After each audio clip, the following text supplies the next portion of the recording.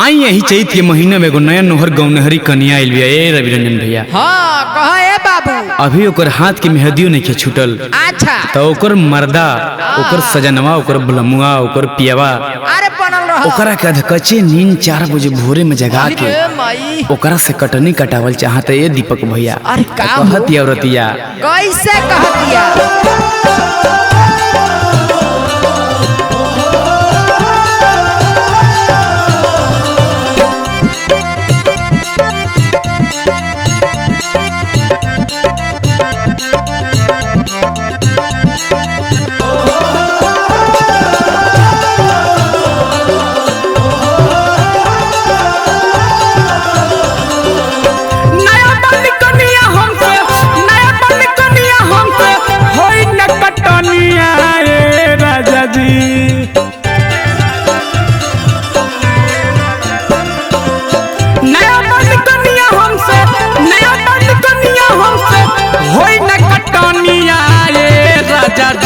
बथे लगी मोर बदनिया ए राजा जी, बथे लगी मोर बदनिया ए राजा जी।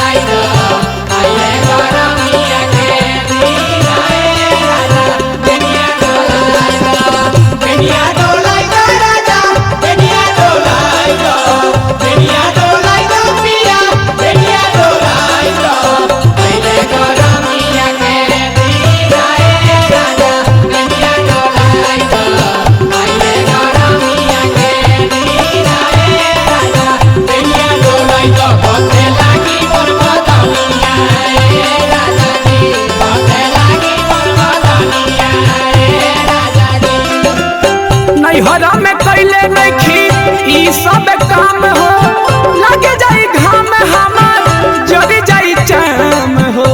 ए राजा अरे सुनत रहो,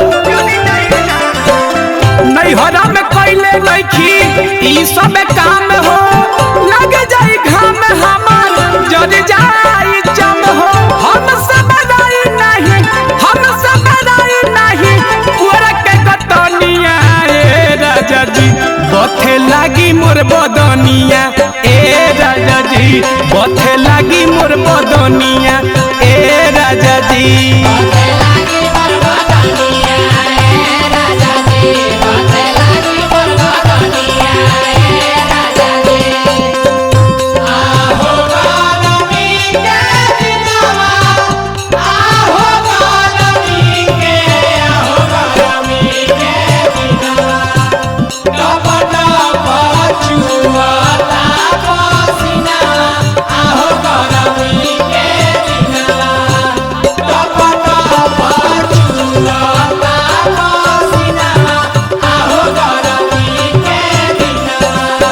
गरमी बेसरमी बा कहर मचवले, हवा चैत के बा अगिया लगवले।